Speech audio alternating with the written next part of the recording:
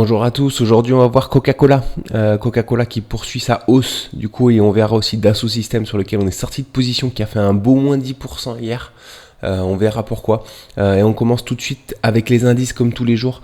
Le SP500 qui, comme on l'a suggéré hier, du coup a ravalé complètement la baisse qu'il a effectuée avant-hier. Du coup on avait fait une belle bougie rouge et voilà, on a complètement regagné ce qu'on avait perdu du coup avant-hier. Ça c'est un signal très haussier. C'est un signal très haussier pour les indices à court terme, en tout cas pour le SP500. En général, quand il y a une bougie comme ça qui intervient, c'est au moins un retournement. Donc là, forcément, s'il y a un retournement, on ira uniquement jusque là. Mais voilà, souvent quand les retournements se font aussi rapidement après une chute, voilà, ça laisse entrevoir une poursuite haussière d'après moi sur les indices. Donc voilà, une belle fin de semaine en tout cas haussière, voire une semaine prochaine qui peut être également très haussière sur les indices. On va voir que le Nasdaq c'est sensiblement la même chose. Voilà, on a fait aussi, on a comblé du coup toute la baisse qu'on avait effectuée. Alors on n'a pas encore comblé le gap sur le Nasdaq, mais voilà, c'est des signes. En tout cas, le signal le plus haussier, c'est sur le SP500. Encore une fois, on a complètement ravalé la séance d'avant-hier. Donc voilà, on va suivre ça en tout cas. Concernant le Nasdaq, on est proche de l'objectif des 17 830 qui sont les objectifs de cet élargissement descendant. On devrait les atteindre, je pense, assez rapidement ces prochaines semaines. Concernant les indices européens, alors on a fait sur le DAX une séance légèrement baissière hier parce que les marchés européens du coup ferment un peu avant les marchés américains et du coup les marchés américains ont performé en fin de séance. Donc voilà, ça va se répertorier aujourd'hui sur les marchés européens. Je pense qu'on devrait avoir une belle séance sur le DAX aujourd'hui, une belle ouverture en tout cas. Sur le CAC 40 c'est la même chose, on a clôturé du coup sur un gap baissier, mais aujourd'hui on devrait ravaler au moins la totalité au moins une bonne partie de ce gap baissier, je pense, sur le CAC 40. Donc voilà, au moins en début de séance. Après ça dépendra de l'ouverture des marchés américains, comment il s'effectue, comment elle s'effectue, si elle est haussière ou si elle est baissière. Mais voilà, je vois bien le SP500 poursuivre sa hausse en tout cas. Donc voilà, au moins à court terme sur les prochains jours, sur les 5-6 prochains jours et la semaine prochaine. Donc voilà, on commence avec du coup la perf du jour. KOF, c'est Coca-Cola. Alors je sais pas si c'est l'action principale de Coca-Cola, mais j'avais pris celle-là en trading. On était du coup c'est en daily surtout que ça se passe. Ici on avait un élargissement symétrique. Alors c'est pas un élargissement symétrique, c'est un élargissement descendant à angle droit. Voilà, un élargissement descendant à angle droit, on peut le voir ici.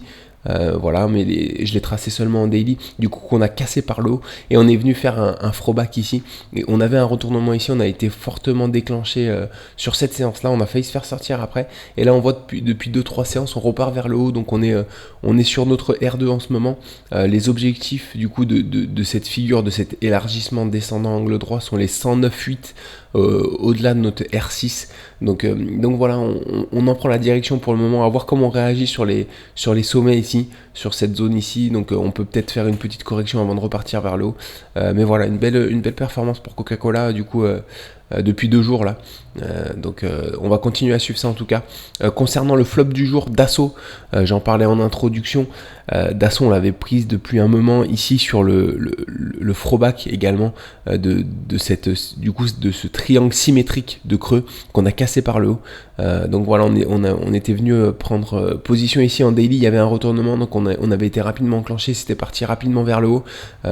Voilà, on faisait alors on était autour de notre R5. Voilà, j'ai pris un peu des bénéfices ici parce qu'on avait une publication de résultats justement le 1-2 comme je l'avais indiqué.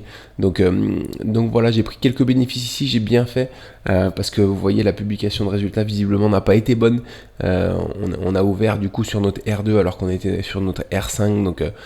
Donc on se fait sortir beaucoup plus bas ensuite. Donc voilà, sachant que notre stop loss était par ici autour du R4. Donc voilà, ça fait quand même, ça pique un petit peu. Donc voilà, c'est pour ça que c'est le flop du jour. Mais voilà, on a quand même fait une belle perf sur Dassault. On a bien pris cette hausse. Et là, on revient sur une zone intéressante. On le voit en hebdo.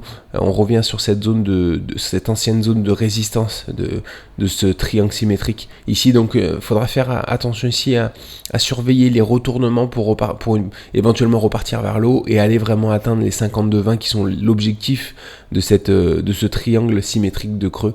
Donc voilà, et qui nous ramènerait un peu plus haut sur le cours de l'action Dassault.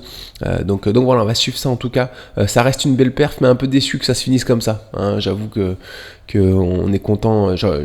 Voilà, on a tendance à, quand on met notre stop loss, on a tendance à acter un peu les gains qu'on peut avoir sur une action, et le fait de faire un gap baissier comme ça et de se faire sortir beaucoup plus bas que notre stop loss, ça pique un peu. Ça pique un peu, mais bon, c'est comme ça. C'est le trading, l'investissement en bourse, c'est comme ça, c'est des choses qui arrivent, notamment au niveau, quand il y a les publications de résultats qui arrivent, il y a souvent beaucoup de volatilité, que ce soit dans un sens ou dans l'autre. Hein, ça aurait très bien pu aussi partir vers le haut, mais voilà, de temps en temps ça part vers le haut, mais quand ça part vers le bas, il faut savoir se protéger. Donc c'est pour ça que je suis sorti quelques jours avant la publication de résultats, partiellement en tout cas. Donc voilà, pour l'opportunité du jour, Sunrun qui est alors, elle est hyper intéressante, encore une fois, parce qu'on est sur un biseau descendant ici qui est parfaitement respecté. On l'a cassé par le haut et on revient faire un magnifique throwback ici sur la zone de résistance. Donc voilà, on a un retournement ici. Donc j'ai mis un ordre au-dessus, je mettrai mon stop loss en dessous si jamais je suis déclenché. Voilà, les objectifs sont ici, sont au-delà de notre R5. Donc les objectifs sont très intéressants, sachant que on est également en hebdo, on va le voir, voilà, sur un bottom, sur une ancienne zone de support ici, sur laquelle on est bien venu rebondir. Donc voilà, il y a peut-être sur cette action, il y a peut-être un beau potentiel haussier. Donc voilà, même en investissement, j'ai l'impression que ça peut être intéressant. On est sur des bonnes zones 14, sachant qu'on a à court terme, on peut arriver sur les 40 rapidement, donc rejoindre ces niveaux-là. Donc voilà, ça ressemble un peu à une crypto quand même. On va suivre ça quand même, donc très intéressant, vraiment très propre avec ce biseau ascendant et ce double bottom associé. Donc c'est vraiment ce qu'on recherche, sachant qu'on a peut-être une épaule tête et épaule avec une ligne de cou légèrement oblique et descendante qui est en train de se former. Donc voilà, beaucoup de raisons d'entrer en position sur cette action. On va suivre ça en tout cas sur les prochains jours, et puis c'est tout pour moi aujourd'hui. Je vous retrouve du coup ce week-end pour le bilan de la journée d'aujourd'hui, et je vous souhaite une très bonne journée. À très vite.